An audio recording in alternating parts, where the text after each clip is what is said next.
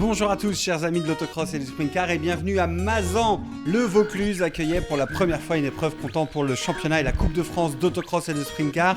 Un week-end absolument exceptionnel que la caravane du championnat et de la Coupe de France a pu découvrir. Le Ventoux Autocross a réalisé une très belle première édition. Avant de revenir ensemble en détail sur les finales, je vous laisse profiter des meilleurs moments de ce week-end.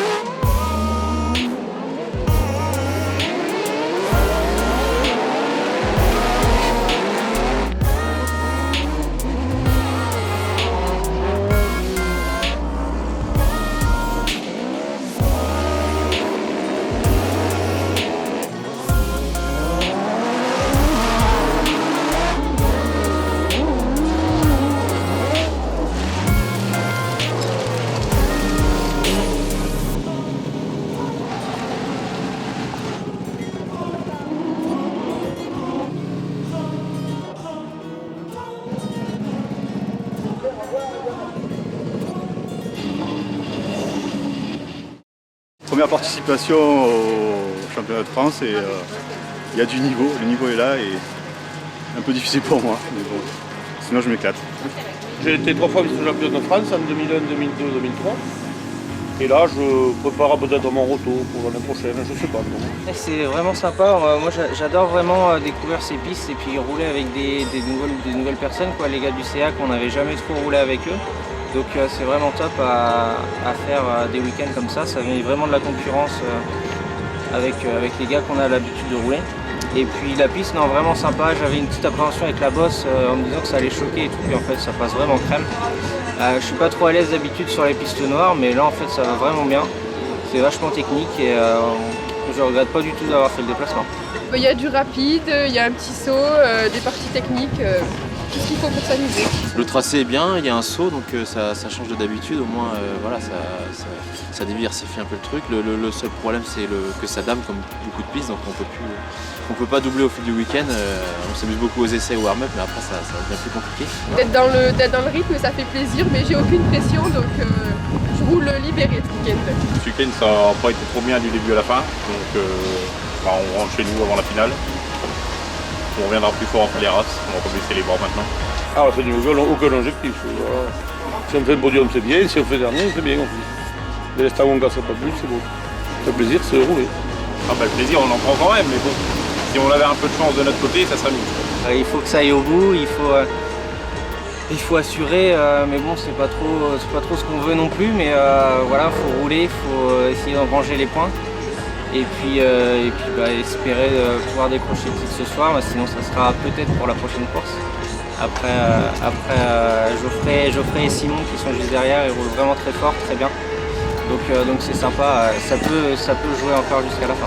Pour moi, c'est une première opportunité d'y participer. Et puis, je pense que oui, c'est pour la région, je pense que c'est bien de pouvoir représenter un peu le sud-est de la France sur le championnat d'autocross. Une belle organisation surtout. Pour une première, ils sont vraiment au top, donc on reviendra. Les voici les grandes finales avec la division Maxi Sprint tout d'abord, avec des images spectaculaires, et c'est Steven Lecoing qui prend le meilleur là devant Corentin Martin. Quentin Hamlet est à la 3e place et on le voit tout de suite derrière. Et bien on a Bastien Lacan, Bastien Lacan sur le châssis MV Racing, on le rappelle, celui qui est à la lutte avec Steven Lecoing pour le titre de vainqueur de la Coupe de France cette année. On le voit là un petit peu en difficulté, Bastien Lacan loupé là sur le virage de l'arrivée. On le voit, il y avait du monde, beaucoup de monde derrière, et c'est Steven Lecoing là devant Corentin Martin et Quentin Hamlet sur le saut. Les garçons bien installés là sur les 3 premières places de cette finale de la division Maxi Sprint, avec un décor exceptionnel, et on l'apercevait là juste avant le Mont Ventoux qui nous accueillait ce week-end dans cette belle région du Vaucluse. Les pilotes locaux nombreux, vous les voyez à l'image, étaient présents aussi ce week-end. Les pilotes issus du challenge SEAC qui vraiment, encore une fois, nous ont régalé ce week-end et ont montré pour beaucoup d'entre eux qu'ils avaient toute leur place au sein de la Coupe de France dans cette division Maxi Sprint. Steven Lecoing sans problème, là, le pilote de la Loire-Atlantique devant Corentin Martin et Quentin Hamlet. Quentin Hamlet, le transfuge de la division Junior Sprint, là sur son châssis Sprinter, bien sûr, vainqueur de la Coupe de France 2019. Eh bien, il participe cette année à sa première saison complète dans la division Maxi Sprint. Le pif-paf très spectaculaire de ce circuit, et Steven Lecoing, le revoici à l'image là sur le châssis Kamoto qui file vers une nouvelle victoire, voilà, sous le drapeau à damier. Steven Lecoing devant Corentin Martin et Quentin Hamlet. Les images avec Steven Lecoing qui se rapproche de plus en plus du titre. Il ne restera plus qu'une épreuve à disputer. La division Tourisme Cup, Nicolas Guillon, Jean-Marie Léal et Jérémy Rouanette sur la première ligne. Jean Michaud et Jérôme Tessanier étaient sur la deuxième. C'est Jérémy Rouanette, le pilote bordelais, qui a pris le meilleur départ devant son voisin bordelais Jean Michaud. Patrick Paulet à la 3e place devant Patrick Gisberg. Et derrière, on voyait Nicolas Charlot et Jérôme Tessanier un petit peu à la lutte là. Le pilote de la Skoda face au pilote de la Peugeot 106. Et regardez, Jérémy Rouanette là, sans faillir et sans faiblir. Alors que derrière, eh bien, vous voyez, ça chahute un petit peu là entre Patrick Paulet et Jean Michaud notamment. Jean Michaud, voilà, qui était un petit peu en délicatesse. Le contact avec Patrick Paulet aura été sanctionné à l'arrivée de cette finale. Jérémy Rouanette, eh bien, qui déroule sa course, lui, sans se poser de questions. Le pilote de l'Opel Tigra devant Patrick Gisberg et Jean Michaud, puisque je vous le rappelle, à la suite de l'arrivée, Patrick Paulet aura été déclassé de cette finale de la division Tourisme Cup, avec un superbe plateau sur le circuit de Mazan. Vraiment, là encore, les pilotes du Challenge SEAC sont venus compléter ce plateau. Et on le voit ici, la lutte désormais entre Jean Michaud et Patrick Gisberg. Patrick Gisberg, qui était le pilote local de cette épreuve, le Marseillais, signe une très belle deuxième place dans cette finale, juste devant Jean Michaud. Et Jérémy Rouanette, quant à lui, décroche sa première victoire en Coupe de France, de quoi le mettre en confiance avant l'épreuve qui se jouera à domicile. La division Springer avec une grille un petit peu clairsemée malheureusement, puisque c'est le deuxième départ suite à un drapeau rouge. On avait perdu une pilote locale qui faisait partie des favorites, et puis l'actuelle, celle qui était jusque-là leader de ce championnat de France, à savoir Léa Posterle, un petit peu mise en difficulté aussi dans cette première finale. C'est donc Lola Moreton que l'on voit à l'image ici, qui a pris le commandement des opérations devant Chloé Leroy et Mandy Ollet. Marianne Partenay est pour l'instant à la 4e place. La 5e place, c'était Jessie Murat. Et on voit derrière que ça s'explique un petit peu là entre les pilotes habitués du championnat de France et les pilotes locales qui étaient présentes sur le circuit de Mazan. L'occasion pour nous de remercier encore une fois Marie-Ange Isnard, Julien Isnard et Amandine Martin, qui sont les 3 chevilles ouvrières de cette épreuve qui s'est déroulée sur le circuit André Isnard. Et attention ici avec un châssis Christec immobilisé, Lola Moreton qui parvient à l'éviter. Lola Moreton, transfuge là aussi de la division Junior Sprint, qui pour sa première année complète dans la division Spring Girl a souvent tourné autour du podium et souvent tourné autour de la première place, mais ça s'est fait sur cette finale. Lola Moreton décroche ainsi sa première victoire en championnat de France devant Chloé Leroy et Mandy Oley. On la voit ici savourer cette victoire sur ce podium. Lola Moreton remporte sa première victoire en championnat de France. La division Buggy Cup avec Simon Rivière que l'on aperçoit sur la première ligne aux côtés de Jimmy Verrier et les pilotes locaux là aussi sont venus se mêler à la bagarre. Jimmy Verrier prend le commandement des opérations de cette finale devant Simon Rivière. Mathieu Picard, que l'on vient de l'apercevoir, était un temps troisième de cette finale au volant du châssis de sa conception, le châssis Speed Peak. Bien sûr, Mathieu qu'on avait eu l'occasion d'interviewer, on le voit là ici à l'image. Geoffrey Calmette à la 3e place, Manu Sanchez. On avait également David Quintane qui était présent dans cette finale. Et les pilotes locaux qui sont venus grossir les rangs et qui nous ont offert un spectacle à couper le souffle. Mais c'est bel et bien Jimmy Verrier, le pilote ambassadeur des châssis propulsion, vainqueur de la Coupe de France 2018. Il avait transmis son titre à Simon Rivière qui est juste derrière lui ici sur les images. Et Jimmy Verrier là en avance confortable au championnat ici qui déroule les tours de cette finale. L'avant-dernière épreuve du championnat, je vous le rappelle, mesdames et messieurs, des enjeux très très importants pour ces pilotes de la division Buggy Cup avec un Simon Rivière à l'attaque tout au long de la finale mais qui n'aura pas réussi à venir déborder Jimmy Verrier qui, en signant une nouvelle victoire, décroche par la même occasion le titre de vainqueur de la Coupe de France 2021 dans cette division Buggy Cup. Une jolie passation de pouvoir entre Jimmy Verrier et Simon Rivière, des garçons qui se connaissent bien. Geoffrey Calmette termine 3e. La division junior sprint avec Ethan Pépujol que l'on voit à l'image, Hugo Mézel également, et puis Maxence Daillot, voilà qui a déjà réalisé son départ. Maxence, le voici à l'image avec le châssis Ross Cross rouge. Il s'est emparé du commandement des opérations alors qu'à la 2e place juste derrière lui, pour l'instant c'est Aloïs Suire devant Hugo Mézel et Ethan Pépujol. Ça va bouger là aussi dans cette finale junior sprint, toujours avec Maxence Daillot. Regardez, Hugo Mézel est venu tenter de déborder par l'intérieur Aloïs Suire, ça n'aura pas suffi et c'est Ethan Pépujol qui en a profité pour s'infiltrer.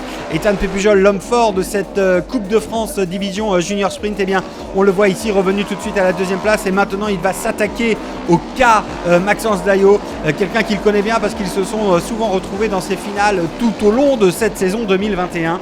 Et bien là, Maxence Daillot semble avoir les choses bien en main. Va-t-il pouvoir résister aux attaques d'Ethan Pépujol? Ethan qui avait du roulage dans les pattes puisque le week-end précédent, il était du côté de Maggiora dans le cadre du championnat d'Europe, alors que la dernière participation pour Maxence Daillot remontait à la fin du mois d'août sur le circuit de Steinbourg. On le voit ici encore, Maxence qui résiste comme un beau diable aux attaques d'Ethan Pépujol. Le châssis Ross Cross sous la menace du châssis MV Racing dans cette finale. Les deux hommes de tête là vraiment qui se sont détachés du reste de la troupe, je dirais, avec Maxence Daillot qui s'impose et qui signe sa première victoire en Coupe de France devant Ethan Pépujol, et Hugo Mézel qui signe lui son premier podium en Coupe de France. Ethan Pépujol, on le voit à l'image, savoure. Pourquoi? Parce que cette 2e place est synonyme du titre de vainqueur de la Coupe de France. Un très très joli podium junior sprint. Première victoire pour Maxence Daillot, le titre pour Ethan Pépujol et premier podium sur la scène nationale pour Hugo Mézel. Vraiment des garçons et des jeunes pilotes qui étaient ravis de cette épreuve ici ce week-end. À noter Chloé, la pilote locale qui signait la meilleure performance féminine de cette finale. La division Maxi Tourisme avec Julien Isnard, Jacques Monniot et Freddy Poulain. Julien Isnard sur le circuit qui porte le nom de son regretté papa, André Dédé Isnard, bien sûr pour tous ceux qui connaissent bien notre discipline. Julien en tête de cette finale devant un Jacques Monniot déchaîné, un Freddy Poulain tout autant déchaîné. On retrouve ensuite Francis Garcia, Guillaume Leduc notamment. Ils sont là les garçons. Christophe Champin malheureusement en difficulté dans cette finale. Dernier vainqueur d'une épreuve comptant pour le championnat de France, c'était du côté de Saint-Igny-de-Vert. Le pilote de Charolles semblait un petit peu en difficulté là dans cette finale. Pas à sa place du moins notre copain Christophe Champin. Julien Isnard lui ne se pose pas de questions, il est né sur les abords de ce circuit au pied du Mont Ventoux. Le voici imperturbable au volant de sa Mégane, champion de France 2018 on le rappelle pour Julien Isnard, tandis que Jacques Monniot lui cumule aussi plusieurs titres de champion de France. La catégorie Maxi Tourisme très bien fournie aussi ce week-end, voilà sous l'impulsion de Julien Isnard qui l'emporte donc devant Jacques Monniot et Freddy Poulain. Voilà pour la division Maxi Tourisme, les garçons sur le podium. On les voit ici.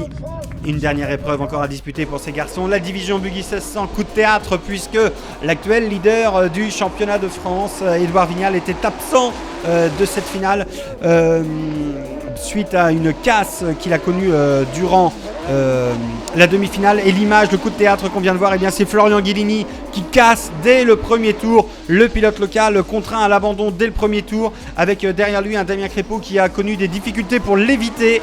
Alors la tête de la course revient désormais à Thomas Christol, le champion de France en titre, qui bien par la même occasion est en train de s'emparer de la tête du championnat. Il est poursuivi, chassé par l'excellent et trop rare Philippe Gomez, lui aussi sur le châssis Kamoto. On le voit, Philippe, tenter toutes les attaques possibles et inimaginables sur le pilote toulousain. Philippe Gomez, voilà, que l'on connaît et que l'on retrouve régulièrement, mais pas assez souvent sur les épreuves du championnat de France, alors que Thomas Christol a retrouvé une machine de guerre, comme il nous le disait. Et regardez la bonne surprise de retrouver Alexandre Teuil, pour l'instant à la 3e place de cette finale, alors que derrière dans le peloton, on a aperçu également Arnaud Martin, un des pilotes organisateurs de cette épreuve de Mazan. Vraiment, il y avait du beau linge, comme on dit, dans cette division Buggy 1600. Avec toujours Thomas Christol en tête là sur le châssis Kamoto devant Philippe Gomez. Thomas Christol qui s'impose devant Philippe Gomez et Alexandre Teuil. Thomas Christol reprend par la même occasion la tête du championnat de France dans cette division Buggy 1600. Rendez-vous à Faleras pour connaître le dénouement, la division Super Sprint avec Vincent Priat, Quentin Hérault, Olivier Barré. Voilà tous ces garçons présents sur la première ligne de cette division Super Sprint absolument exceptionnelle. Regardez-moi ce saut absolument dingue sur le circuit André Isnard à Mazan. Vraiment un endroit qui a régalé tous les pilotes. Un saut bien fait, bien conçu, bien entretenu, qui n'a pas généré de casse à la réception. Et ça, c'est une vraie fierté et ça permet de rendre les circuits tout aussi spectaculaires. On le voit, ça se bat à tous les niveaux dans cette division Super Sprint. Il faut absolument rentrer dans le top 15 du championnat pour faire partie des pilotes prioritaires pour la saison 2022. Les garçons l'ont bien compris. Et à 2 épreuves de la fin, je peux vous dire que la tension commence à monter un petit peu dans cette division. Pas de problème là pour Vincent Priat qui, après une petite avarie moteur, nous avait inquiété mais était bel et bien présent dans cette finale. Olivier Barré est à la 2e place pour l'instant de cette finale. À noter, et vous l'avez vu sur les images, un petit peu plus loin dans le classement, David Méa qui a été un petit peu mis en difficulté là sur le circuit de Mazan. Alors que regardez, pour la tête de la course, vraiment on a senti un Olivier Barré menaçant jusqu'au bout avant que Vincent Priat ne finisse par s'imposer devant Olivier Barré. Tony Lomont, encore lui, signe une 3e place dans cette finale, maintient sa 3e place au classement général provisoire, doublé pour les châssis G-Speed à la 2e et 3e place, tandis que Vincent Priat sur le châssis Speedcar remporte une nouvelle finale. La division Super Buggy, Robert Teuil, Christophe Périchot, Laurent Jacquier sur la première ligne. Et c'est Robert Teuil, le pilote local, qui prend le commandement des opérations, alors que derrière, on a vu que Christophe Périchot avait emmené un petit peu de monde avec lui là, en difficulté dans ce premier virage. Cédric Poméon ici à l'attaque dans les extérieurs sur Gilles Labrosse. Pendant ce temps-là, Robert Teuil domine son sujet devant Laurent Jacquier, les 2 châssis Alpha Racing, des 2 copains qui se connaissent bien. Gilles Labrosse à la 3e place, la 4e pour Cédric Poméon dans cette finale. Robert Teuil sur le châssis Alpha Racing, pas de problème. Châssis Alpha Racing également pour Laurent Jacquier. Gilles Labrosse est au volant du châssis de sa conception, alors que malheureusement on aperçoit là-bas Cédric Poméon, le pilote de Villeurbanne, qui s'immobilise. On avait perdu un petit peu de monde là dans cette division Super Buggy dans cette finale. On vient de voir Christophe Périchot qui était parti à la faute mais qui a réussi à repartir et à se ressaisir. Robert Teuil en tête de cette finale sur le saut ici, très impressionnant. Le pilote de Cavaillon était à domicile ce week-end. Il lui tenait forcément à cœur de pouvoir l'emporter ici sur le circuit André Isnard. C'est chose faite pour Robert Teuil qui s'impose devant Laurent Jacquier et Gilles Labrosse. Voilà mesdames et messieurs, c'était l'épreuve de Mazan. Elle nous a régalé pour une première édition. On se donne rendez-vous à Faleras bien sûr. D'ici là, portez-vous bien. À très bientôt. Salut à tous.